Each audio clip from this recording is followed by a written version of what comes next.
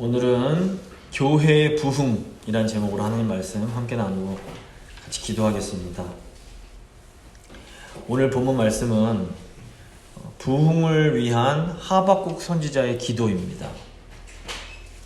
우리 예수님께서 십자가에 달려서 죽으신 것은 사실 어떤 의미에서 교회인 우리에게 부흥을 주시기 위함입니다. 개인적으로나 교회적으로 또 때로는 국가적으로 우리는 이 부흥을 간절히 기다립니다. 우리가 정말로 부흥을 경험하려면 먼저 하나님이 정말로 우리에게 원하시는 부흥이 무엇인지를 알 필요가 있습니다. 그래서 오늘 본문 말씀 가지고 이 부흥에 대해서 알아보겠습니다. 첫 번째가 하박국의 노래, 두 번째는 부흥을 위한 기도, 세 번째는 부흥의 환상입니다. 첫째, 하박국의 노래, 둘째, 부흥을 위한 기도, 세 번째, 부흥의 환상입니다. 먼저 하박국의 노래에 대해서 생각해 보겠습니다. 1절을 보시면 시기온옷에 맞춘 선지자 하박국의 기도라 이렇게 되어 있습니다. 여기 시기온옷은 성경에서 하박국서에만 나오는 단어입니다. 그래서 학자들도 이게 시기온옷이 무엇인지 정확히 알지 못합니다. 아마도 이 시기온옷은 빠르고 경쾌한 리듬을 가진 찬양의 형식이 아니었을까 이렇게 추측들을 합니다. 그러니까 요즘 보면 빠르고 경쾌한 복음성과 같은 그런 찬양이라고 보시면 됩니다. 그런데 이렇게 빠르고 경쾌한 찬양은 사실 지금 하박국 선지자의 상황과는 전혀 어울리지가 않습니다. 하나님께서 일으키신 바벨론 군사들이 곧 예루살렘으로 쳐들어올 것이기 때문입니다. 그리고 지금 하박국의 상황을 생각해보면 아주 슬프고 가슴 아픈 애가를 불러야 마땅할 것만 같습니다. 그런데 왜 하박국이 이렇게 즐거운 노래로 하나님께 찬양하며 기도를 드리는 것일까요? 하박국의 노래는 하나님의 말씀을 듣고 깨닫게 된 새로운 사실에 대한 충격으로부터 시작이 됩니다. 2절 보시면 여호와여 내가 주께 대한 소문을 듣고 놀랐나이다. 하박국 선지자가 하나님에 대한 소문을 듣고 알게 된 것이 무엇입니까? 이 유다라는 이 나라의 멸망이 하나님 백성인 이스라엘의 끝은 아니라는 사실입니다. 하박국은 자기의 고국인 유다가 멸망하면 하나님 백성들도 끝이 나고 하나님 나라도 끝나는구나 생각을 했습니다. 그래서 하박국이 하나님이 바벨론을 들어서 유다를 멸망시키겠다라고 말씀하실 때 아니 이스라엘의 하나님이 어떻게 그러실 수가 있습니까? 라고 따졌던 겁니다. 그런데 하나님은 유다가 망한다고 끝나는 것이 아니며 도리어 유다의 멸망을 통해서 하나님의 영광을 인정하는 것이 온 세상 가운데 가득해질 것이다 라고 말씀하십니다. 우리에게도 저마다 너무 소중해서 절대로 포기하고 싶지 않은 유다와 같은 것들이 있습니다. 어떤 분에게는 사랑하는 가족이 유다일 수 있습니다. 자녀만큼은, 내 배우자만큼은 절대로 포기할 수 없어. 이런 생각을 하실 수 있는 겁니다. 또 이제 젊은이들 같은 경우에는 연애를 하면 사랑하는 애인이 절대로 포기할 수 없는 유다와 같은 존재가 될 수 있습니다. 또 어떤 분은 내가 믿고 있는 신령, 어떤 그런 것들이 절대로 포기하면 안 되는, 절대로 깨트릴 수 없는 그런 유다와 같은 존재일 수 있습니다. 그래서 우리도 하박국이 그랬던 것처럼 하나님이 이제 유다를 이렇게 깨시겠다고 하실 때는 유다를 지키고 싶어 합니다. 가족이 유다인 분들은 하나님 제 자식만은 절대로 안 됩니다. 얘는 건드리시면 안 됩니다. 어떻게 하나님이 그러실 수 있습니까? 이렇게 이제 반응할 수 있고, 연애하는 청년들은 난 반드시 이 사람과 결혼을 해야 돼. 이 사람 아니면 난 정말 죽을지도 몰라. 이러면서 이제 완강하게 하나님을 거부할 수도 있습니다. 제가 어른들께 말씀을 들었더니 이제 제공교회 성도님 중에서 주일 성수를 너무 소중하게 생각하셔서 주일 성수가 무너졌다 그러면서 교회를 떠나시고, 또 어떤 분들은 어떤 제공교회 믿어왔던 어떤 신앙이 너무 중요해서 그것 때문에 또 이렇게 교회를 떠나신 분들이 있다는 말씀을 들었습니다. 이런 분들께는 이 주일 성수에 대한 이 생각, 이 믿음이 유다와 같은 거였습니다. 그러니까 유다가 무너지는 걸 절대로 참지를 못했던 겁니다. 그래서 우리 하나님께 우리가 아끼는 유다만큼은 끝까지 지켜주시기를 바라면서 간절히 기도를 합니다. 근데 하나님은 때로 이 바벨론 같은 상황을 통해서 우리가 소중히 여기는 유다를 무너뜨리실 수가 있습니다. 그럼 우리는 울고 불고 하면서 하나님이 나에게 어떻게 그러실 수가 있냐 하면서 하나님을 원망합니다. 우리의 문제가 무엇입니까? 우리가 하나님의 마음을 너무 이해하지 못하는 겁니다. 우리의 작은 욕심과 우리의 집착 때문에 우리를 향하신 하나님의 그 놀라운 구원 계획을 바라보지 못하는 겁니다. 사실 우리가 반드시 돼야 돼, 이것만큼은 돼야 돼 생각했던 일이 되지 않는다고 해서 정말 인생이 끝이 났습니까? 그렇지 않습니다. 하나님은 도리어 그것보다 훨씬 더 좋은 길로 우리를 인도해 주신 경우가 많습니다. 너무 사랑했던 사람과 헤어져서 정말 금방이라도 죽을 것 같았어도 우리는 죽지 않았고, 돌아보면 하나님이 우리에게 훨씬 더 좋은 사람을 허락해 주셨습니다. 하나님이 우리가 사랑하는 유다를 멸망시키는 것은 우리를 괴롭히시기 위한 것이 아니라 사실 우리를 더 위대한 구원의 자리로 인도하시기 위함입니다. 저희 아이가 많은데 저희 아이들 중에서 어릴 적에 밖으로 나가는 것을 너무 좋아하는 애들이 있었습니다. 밖에만 나가면 좋아서 뭐 이리 뛰고 저리 뛰고 깔깔대고 웃고만 했습니다. 그런데 이 녀석들이 옷 갈아입는 걸 너무 싫어했습니다. 그래서 밖에 이제 데리고 나가기 위해서 엄마가 옷을 갈아입히려고 하면 금방이라도 죽을 듯 막 울고 불고 완전 난리를 치는 겁니다. 이 아이들에게는 자기가 입고 있던 옷이 유다와 같은 거였습니다. 난 너무 편하고 좋은데. 그래서 옷을 벗을 때 자꾸 아프고 답답하다는 이유로 막 완강하게 반항을 했습니다. 그래서 엄마가 이 그 더러운 옷을 벗기고 밖에 나가기 위해서 깨끗한 옷을 입히려고 하는 엄마를 이해를 못하는 겁니다. 아마 말은 못했어도 속으로 이랬을 겁니다. 아이고, 엄마가 나를 사랑한다면서 왜 이러는 거야? 왜 나를 이렇게 힘들게 하는 거야? 난 이게 너무 좋은데. 하지만 엄마 입장에서는 억지로라도 아예 더러워진 옷을 벗기고 새 옷을 입힐 수밖에 없는 겁니다. 그렇게 이제 한바탕 실랑이를 하고 새 옷을 깨끗하게 입히고 나면 엄마가 아이가 그렇게 좋아하는 밖으로 데리고 나가는 겁니다. 그럼 또 아이는 뭐 과거에 언제 그랬냐는 듯이 막 또 좋아서 막 신나게 놀았습니다. 유다를 위해서 하나님께 따졌던 하박국 선지자의 모습은 엄마가 나를 위해서 옷을 벗기는데도 옷을 벗지 않으려고 울고불고 난리치는 아이의 모습과 같을 수 있습니다. 하박국 선지자는 유다라는 이 옷, 너무 편안한 하지만 더러운 이 옷을 포기하고 싶지가 않았던 겁니다. 그래서 하나님께서 유다라는 이 옷을 벗기시려고 할 때에 너무너무 가슴 아파했습니다. 유다가 망하면 모든 것이 끝나는 것으로 생각을 했기 때문입니다. 하지만 유다가 멸망한다고 해서 모든 것이 끝나는 것이 아니었습니다. 하나님은 도리어 이스라엘 백성들을 위한 더 놀라운 구원을 계획하고 계셨습니다. 오늘 우리가 벗어버려야 할 유다가 무엇인지 한번 생각해 보시기 바랍니다. 혹시 내가 버려야 할 유다를 포기하지 못하고 고집스럽게 붙잡고 있는 것은 아닌지, 하나님의 더 큰 구원 계획은 바라보지 못하고 끝까지 내가 원하는 이 유다라는 나라에 집착하면서 이 나라를 지키려고 하는 것, 이것은 하나님 보실 때는 어리석은 것입니다. 하나님이 유다를 버리기로 작정하셨는데도 끝까지 유다를 고집하는 것은 결코 의로운 것도 아니고 또 지혜로운 것도 아닌 것입니다.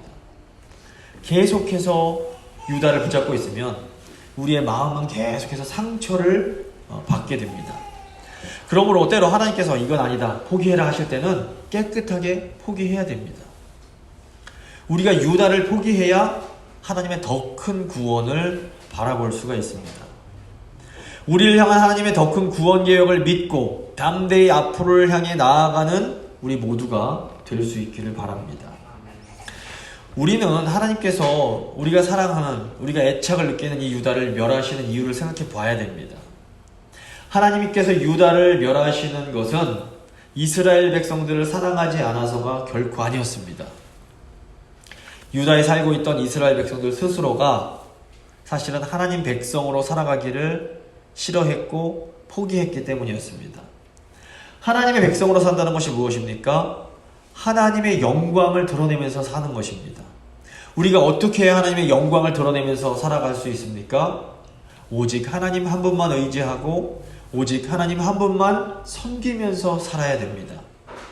그런데 이 유다 백성들은 교만과 욕심 때문에 오직 하나님만 의지하고 섬기지 못하고 이웃 나라를 의지하고 우상을 섬겼습니다.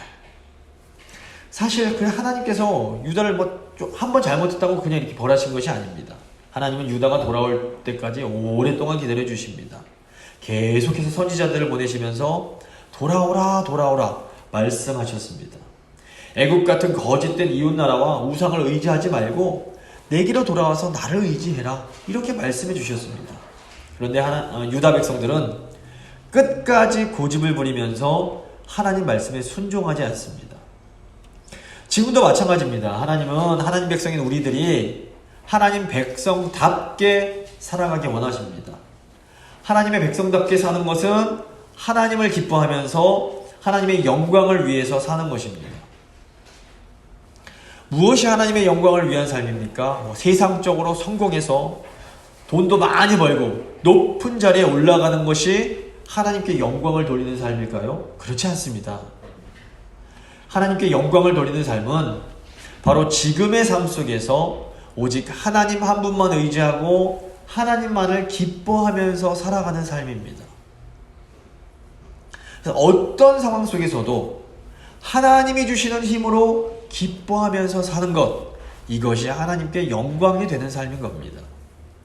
만약에 세상적으로 성공해서 헌금도 팍팍 할 수 있고 육체적으로 건강해서 봉사도 막 할 수 있고 세상 가운데 우뚝 서는 것만이 하나님께 영광이 되는 것이라면 지금 저 북한에서 정말 힘들게 믿음 지키며 사는 성도들은 하나님의 영광을 가리우는 사람들이 되고 맙니다. 북한의 성도들이 하나님께 헌금을 드릴 수 있습니까? 교회에 나와서 봉사를 할 수가 있습니까? 하지만 하나님 보시기에는 힘든 상황 속에서 하나님만 의지하면서 신앙 지키는 북한의 성도들이 하나님께 영광을 돌리는 사람들입니다. 그분들이 어떻게 하나님께 영광을 돌립니까? 그 모진 핍박 속에서도 오직 예수님 한 분 때문에, 오직 이 믿음 때문에 기뻐하며 사는 겁니다. 배가 고파도, 신앙 때문에 잡혀서 고문을 당해도, 예수님이 자기들을 위해 십자가 지심으로 자기들이 구원받았다는 이 사실로 감사하며 사는 겁니다. 사실 하나님 보실 때에는 북한의 성도들이 지금 북한의 성도님들의 그런 고난의 삶이 이 편안한 미국 땅에서 성공해서 국회의원도 되고 대통령도 되는 것보다 훨씬 더 하나님께 영광이 되는 삶입니다. 그러므로 난 돈이 없어서, 나는 몸이 건강하지 못해서 하나님의 영광을 가리고 있는 것 같다, 이런 생각 절대로 하시면 안 됩니다. 하나님은 우리가 이런 연약함 가운데에서도, 힘든 상황 속에서도 주님 때문에 기뻐하는 삶을 너무 기뻐하시고, 이런 약하고 가난한 자의 믿음의 삶을 통해서 엄청나게 큰 영광을 받아주십니다. 그러므로 절대로 상황 때문에 주눅들지 마시고 지금 내가 주님을 위해서 할 수 있는 것부터 감사하며 행하시면 됩니다.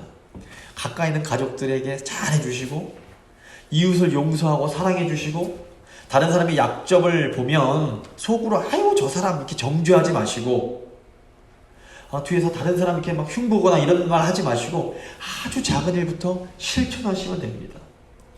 하나님의 영광은 사실 이렇게 작아 보이고 하찮아 보이는 이런 작은 삶에서 시작이 됩니다. 지금 우리가 있는 바로 이 자리에서 기뻐함으로 하나님께 영광을 드리는 그런 삶을 살아가는 우리 모두가 될 수 있길 바랍니다. 두 번째, 부흥을 위한 기도입니다. 2절 후반부 보시면 여호와여 주는 주의 일을 이 수년 내에 부흥하게 하옵소서. 이 수년 내에 나타내시옵소서. 진노 중에라도 긍휼을 잊지 마소서. 지금 하박국 선지자가 말하는 부흥이 무엇입니까? 이 부흥이라는 말의 문자적인 뜻은 새롭게 생명을 불어넣다 라는 뜻입니다. 저희가 재건하석 교회의 영어 이름은 Presbyterian Revival Church입니다. 그러니까 Revival이 부흥이라는 뜻입니다. 장로교 부흥교회. 이게 영어로 하면 그렇게 됩니다. 새로운 생명이 불어넣어지는 것. 이게 부흥입니다. 지금 유다 백성들은 하나님 백성으로서의 생명을 잃어버렸습니다.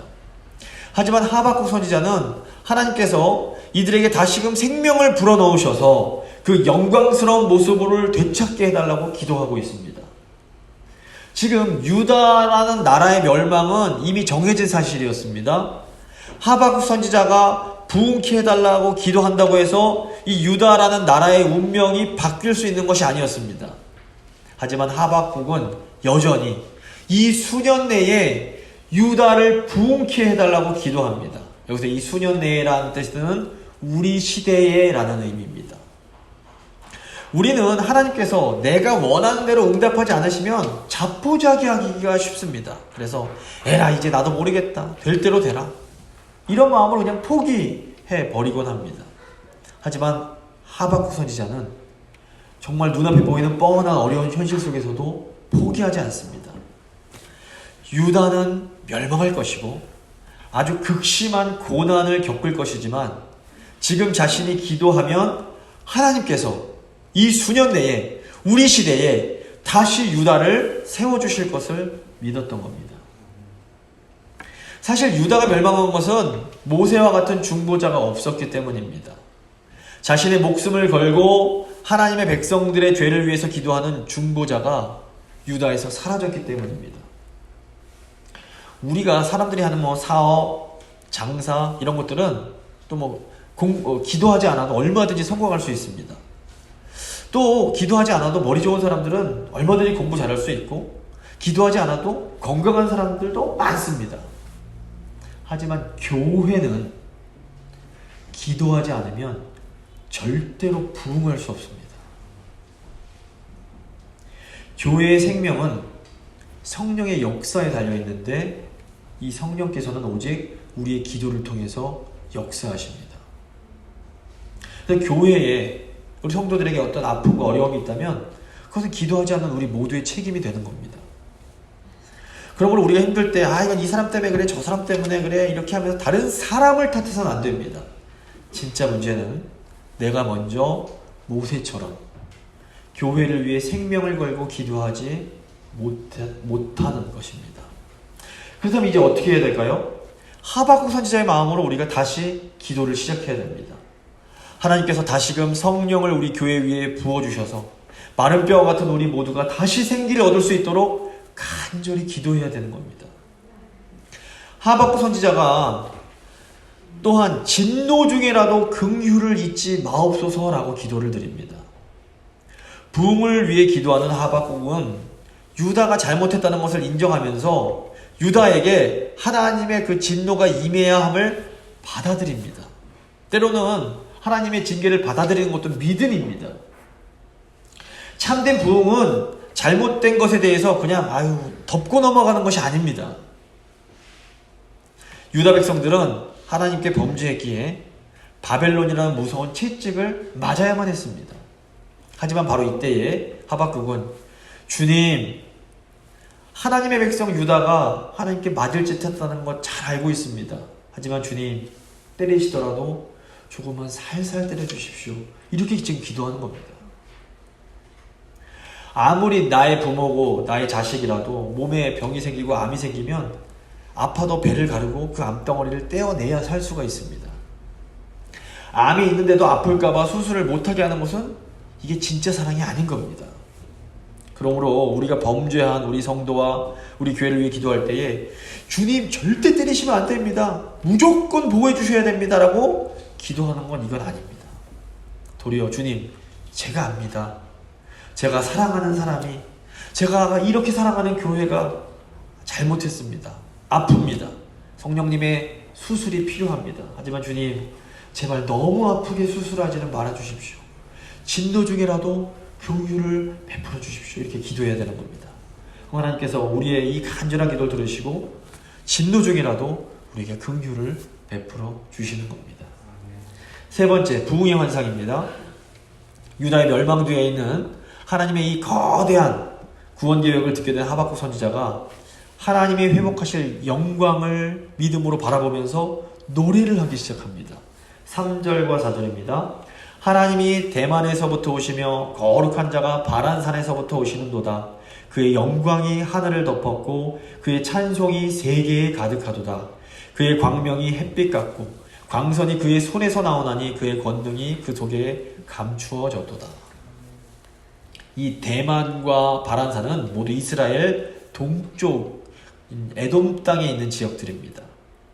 이제 우리나라 같은 경우에는 동쪽이 바다라서 수평선에서 해가 뜹니다. 그런데 이제 이스라엘은 동쪽이 이제 지평선이기 때문에 저 지평선 먼 곳에서부터 해가 떠오릅니다.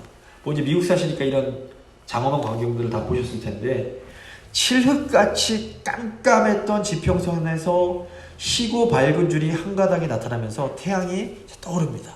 그 광경이 너무너무 강렬해서 차마 눈을 뜨고 볼 수가 없을 만큼 장엄한 겁니다. 하박국은 지평선에서 떠오르는 찬란한 해와 같이 하나님의 영광이 다시금 이렇게 떠오르는 것을 지금 믿음으로 바라보고 있습니다. 믿음은 바라는 것들의 실상입니다. 비록 살아가는 유다의 멸망을 눈앞에 두고 있지만 하박국은 소망 중에 찬란한 주님의 영광이 떠오르는 주님의 영광이 떠오르는 햇빛처럼 다시금 이스라엘 나라에 환하게 비추게 될 것을 지금 바라보고 있는 겁니다. 고난 가운데 있는 성도가 세상 사람들이 볼 때는 정말 아무 대책도 없는 사람이 얼굴에 기쁨으로 가득 찰 수 있는 이유가 바로 이 때문입니다. 우리는 믿음으로 우리의 어려운 현실, 우리의 고난 뒤에 있는 그 찬란한 영광을 바라볼 수가 있는 겁니다. 성도는 예수님께서 지신 그 참혹한 십자가 뒤에 있는 영광스러운 주님의 부활을 바라보는 사람들입니다. 해가 뜨기 직전이 가장 어둡다고 합니다. 지금 우리가 당하는 고난이 우리의 끝이 아닙니다. 우리에게는 고난 뒤에 말로 형용할 수 없는 찬란한 영광이 우리를 기다리고 있습니다. 그러므로 절대로 지금의 고난 때문에 낙심하지 마시고 끝까지 소망을 붙드실 수 있기를 바랍니다. 5절 보시면 역병이 그 앞에서 행하며 불덩이가 그의 발밑에서 나오는도다. 하나님의 백성, 의인들에게는 찬란한 영광의 햇빛이 비추면서 주님께서 오시는 일이 아주 기쁜 소식이 됩니다. 그런데 하나님을 거부하는 죄인들에게는 어떻습니까? 이 주님의 이 영광의 빛이 그들에게는 아주 두려운 일이 됩니다. 어두운 데서 죄 짓는 사람들에게는 밝은 빛이 반갑지가 않은 겁니다. 이 역병과 불덩이는 하나님이 죄인을 심판하실 때 사용되는 것들입니다. 주님께서 영광 중에 나타나실 때 하나님께 대항했던 원수들은 무서운 재앙을 당하게 되는 겁니다. 6절과 7절입니다. 그가 서신즉 땅이 진동하며 그가 보신즉 여러 나라가 전율하며 영원한 산이 무너지며 무궁한 작은 산이 엎드러지나니 그의 행하심이 예로부터 그러하시도다. 내가 본즉 구산의 장막이 환란을 당하고 미디안의 휘장이 흔들리는도다. 하박국 선지자는 이제 하나님께서 신의 산에 임하실 때의 모습을 바라보고 있습니다. 하나님이 임하실 때에 땅이 진동하고 여러 나라가 덜덜 떨고 영원할 것 같은 산들이 무너지고 작은 산들은 아예 납작해질 것이다. 이렇게 예언을 합니다. 그런데 이 일이 이제 요한계시록에도 이런 일이 나오지만 언제 일어납니까? 마태복음 27장 51절을 보시면 예수님께서 십자가에서 숨을 거두실 때 성소의 휘장이 위로부터 아래까지 쭉 찢어져 나가게 됩니다. 그리고 바로 이때에 오늘 본문처럼 땅이 진동하며 바위가 터져나갔다라고 기록을 하고 있습니다. 이게 무슨 말일까요? 예수님께서 달리신 십자가에서 우리의 죄가 사함을 받을 때에 하박국이 보았던 하나님의 영광이 임했던 것입니다.